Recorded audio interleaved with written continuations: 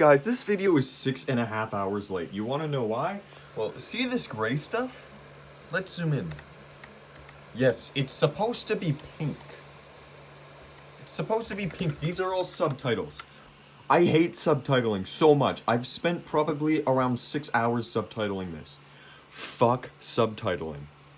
Anyways, enjoy. In part 3 of me and TheLoreRaider's collab, watch as we discuss the YouTube scene for Metroid. It definitely could use some improving, and this is quite a serious issue that needs more awareness from Metroid fans. This is gonna be a lighthearted video mixed with the stone cold facts about what the YouTube scene is like right now for Metroid, because it definitely could use some work, and you guys can help with that. So keep watching to figure out how you can help. This is the final episode of the collab, but I do have a lot of content from this conversation, so if you guys would like a bonus episode, drop a like and I will definitely release it. Anyways, let's get into it. But you know, we can shift to that topic on how stagnant the YouTube scene is for Metroid. I think that's a good topic. Yeah, the YouTube scene for Metroid kind of sucks. It's not that the videos are bad mainly, because as I said, the Orphean makes good content. It's just that there's only one type of content. And even if the content's good, if you only make one type of content on a game, then the game's content on the YouTube scene is going to be seriously lacking, like, to say the least. There's no, like, casual, like, top 5, every Metroid thing ranked worst to best, or just casual type videos that are, like, quick 10-minute long videos, which are just you talking about stuff from the games. It's always, like, either a like, a 7-hour long retrospective of, like, the games, or it's, like, a lore video, and I don't mean the lore videos you make where you talk about the lore that's not really discussed. It's just like the lore's video where it's like the entire timeline of Metroid, and then it's not even the entire timeline of Metroid. It's just like Prime 1, 2, and 3 with the 2D games. I hate it makes our job harder, honestly. Yeah, and then the thing is, all of the Metroid lore videos are exactly like that, and they can vary from like 10 minutes, like literally they vary from 1 minute to like several hours, and they always are just the exact same stuff in the videos. It's so funny and so just sad, and no power scaling aside from Death Battle, there's no casual content, which is what I'm trying to make. There's no mixed content. It's always just exclusively Metroid. There's very little content where like just the average person could just go in it and enjoy it. For a visual example of this, I'm gonna compare Metroid Dread and Dark Souls, 2 games that I cover a lot on my channel. Metroid Dread's the most popular Metroid game, so it makes sense that I use that one. And Dark Souls is, well, it's Dark Souls. It's not even the most popular Souls game. So yeah, let's get into it.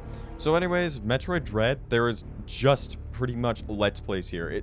There's so much just walkthroughs and Let's Plays. That's pretty much all there is. There is some like actual original content, but it's very rare. And then there's the other type of content that pollutes the Metroid scene. And I'm not saying pollutes as if it's bad, but by pollutes, I mean that's all there is. There's just theory videos and retrospectives. Yes, I get it. The games are great. And yes, I get it. You guys we want to theorize more on the story. I don't want to be watching exclusively theory videos, retrospectives, and walkthroughs to games I've already played. Okay, like there's a point where it gets annoying, okay guys? Like, make some original content, come on. There's a reason why I pretty much only watch TheLoreRaider for Metroid now. And I don't know if and the Orphean, but I don't know, like, what he thinks of it, like, what Metroid YouTubers he watches, but there's a very specific reason why I only watch, like, a couple of Metroid YouTubers. And even the couple of Metroid YouTubers I watch, most of them create the same type of content that I'm talking about. Very basic content. It only feeds either the most dedicated fans or the people who basically aren't even fans of Metroid. There is no middle ground content, which is what I try producing. There is no, hey, here's every single Metroid game ranked. Then we go to Dark Souls. There's a ton of stuff like me playing this Dark Souls mod, Dark Souls, but it's this challenge stuff videos. A bunch of really original content. There is some Let's Plays and stuff, but that's fine because there's a ton of original content to balance it out. This is what a healthy game looks like, and this is not even close to the most popular Souls game. So, yeah, I think my point is pretty clear here. We need more original Metroid content because it is not healthy, the amount of, like, just Let's Plays, retrospectives, and theory videos that is just filled up the YouTube scene. You know, which is important.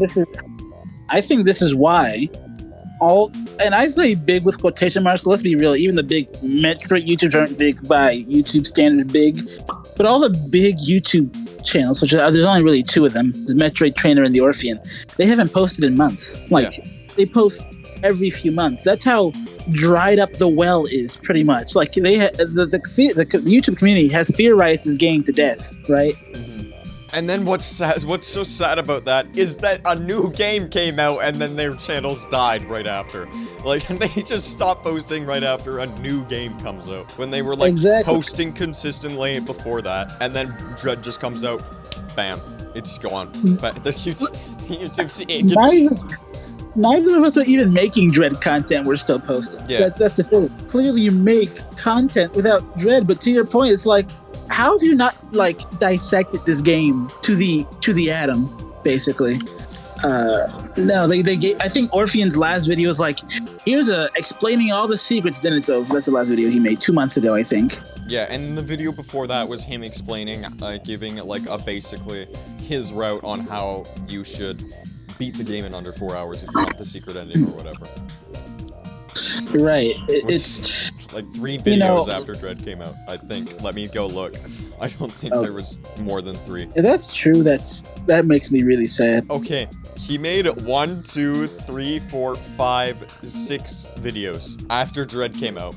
8 months ago, just so you guys don't. 8 months ago, he's made 6 videos in the span of 8 months, and he's made. That's not his only Dread videos, but those were the only videos he made when the game came out. For reference for our viewers, I don't know. I'm just gonna count. I made 1, 2, 3, 4, 5, 6, 7, 8, 9, 10, 11, 12, 13, 14, 15, 16 videos since Dread has come out. I think that says it all, I think.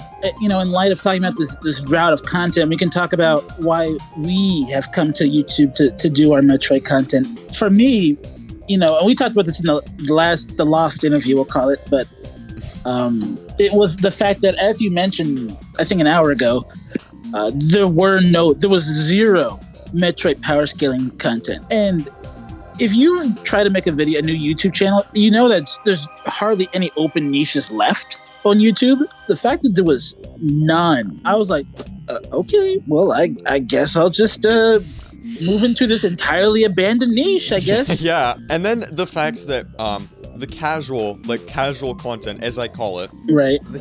That's basically open. Like, the only people who make that are YouTubers that are not Metroid YouTubers. Like, YouTube channels that aren't Metroid YouTube channels are the only types of people who make that content. And my channel's dedicated to 3 games.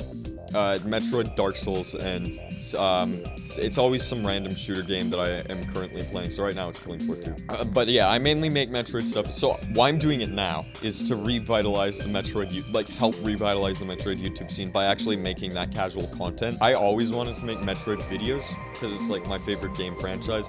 But before that, I wanted to make YouTube videos.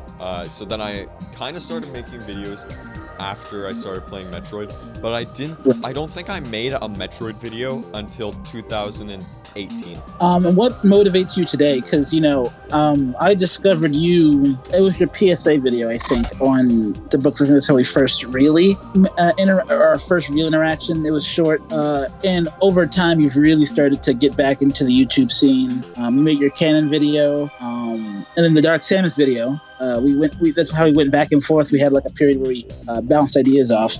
Yeah. But what has brought you back, really? First of all, the YouTube scene's getting more active because of you and other people, and Dread. Secondly, is just because I really wanna revitalize the Metroid YouTube scene, as I said, and I really didn't realize how dead it was until recently. Like, I didn't realize just how dead the Metroid YouTube scene is. There's 3 of us all together. If I had to list the relevant, and I say relevant with huge quotation marks because none of us are really relevant in any larger sphere, but the only 3 relevant YouTubers on Metroid is you, me, and there's this one guy that they that posted like why the manga can't be canon. He has like 300 subscribers. Lore Keeping Metroid or whatever. The Lore Keeper or something like that. Yeah, Lore Keeping. YMC, yeah.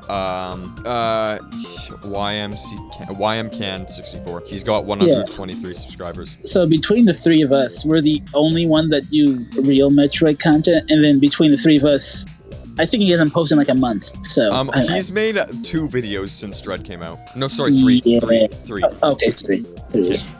Well, so it really is just down to it feels. I don't want to be narcissistic, but it feels almost like we're the last great Metroid YouTubers left on the platform. Yeah. But it feels like yeah.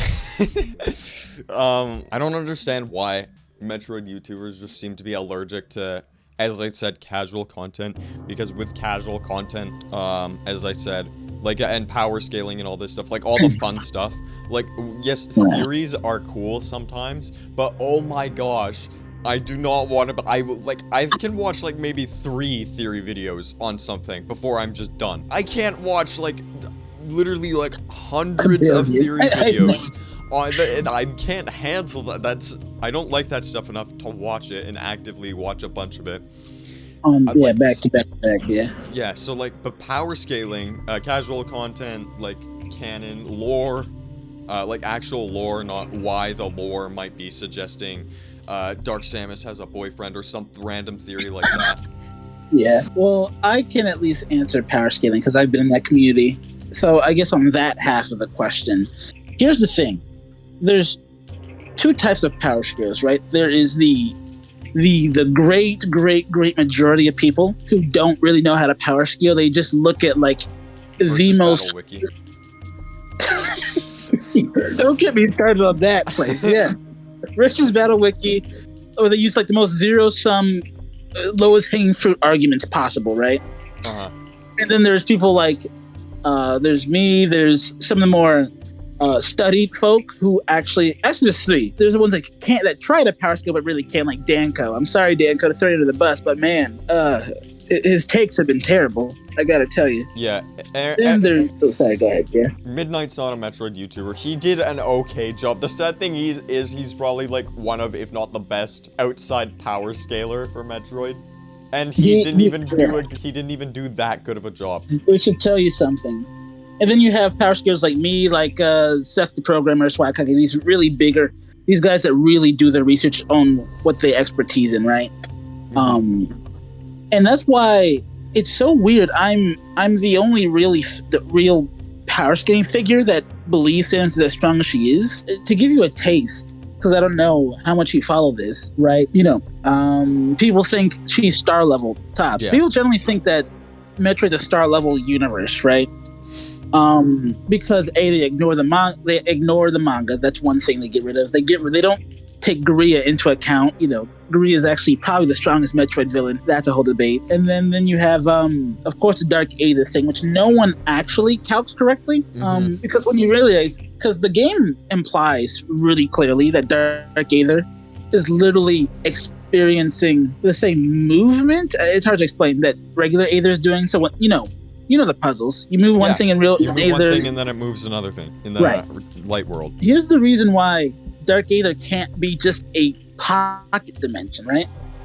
Aether's a rogue planet, meaning it's just flying through space in a direction. That means Dark Aether also has to be flying through space in a direction, and there needs to be space to fly through. Yeah. This is not hard logic, but because people believe versus Battle Wiki, because that's a completely moral, totally not corrupt site at all.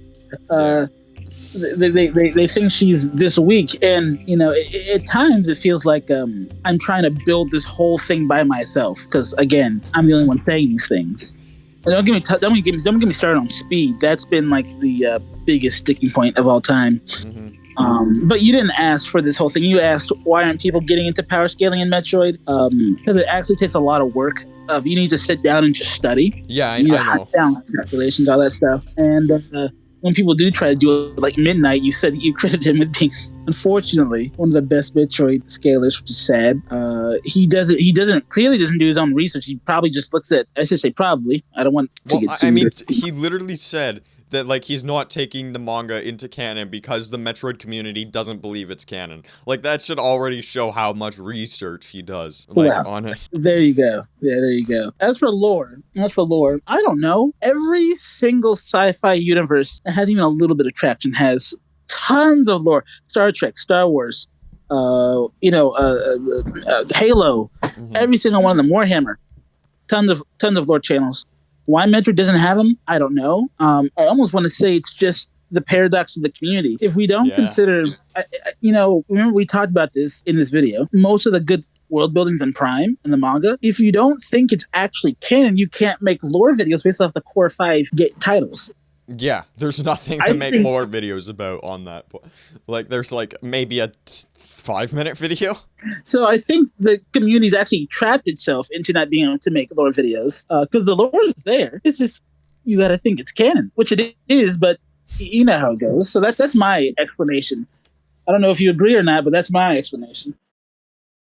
So, it's time for the takeaway of this video. This might be the most important thing I ever say in a YouTube video because I really, really cherish Metroid. It is one of my favorite just things ever in this world. It is an amazing video game franchise and it really does need to be more popular. But what can you guys do to help the YouTube scene? The YouTube scene has an immense role on the health of the overall franchise. Well, first, you guys can help by making the content. You can pursue your passions and help us create more original Metroid content. If you don't want to do that, which I would highly recommend just going in and doing it if you like have any heart to do it. But if you don't want to do that or don't really know where to start, well, you can help us by promoting, liking, and subscribing to the more original Metroid content creators. Me and TheLoreRaider are the two that come to my mind first, but that's obviously biased. There is more than just us. There's another YouTuber called That Metroid Guy, and probably a lot more like him. But we know that those are not the popular Metroid creators. The popular Metroid creators are making the content that we're talking about, and I'm not throwing shade at them whatsoever. They are great content creators, but we need more diverse content, and more diverse content is going to mean more new fans. More new fans means bigger Metroid scene, so all the Metroid YouTubers are going to grow. It's going to get more fans, going to get more sales, franchise becomes more popular, and then it's just a loop. So if we start paying attention to the Metroid YouTube scene, it's going to seriously help the game and the franchise overall. So yes, thank you guys all so much for watching this video, and remember to drop a like for that bonus episode. And if you haven't, watch part 2 of this collab. And if you already did, well then watch it again. And with that, me and TheLoreRaider are saying goodbye.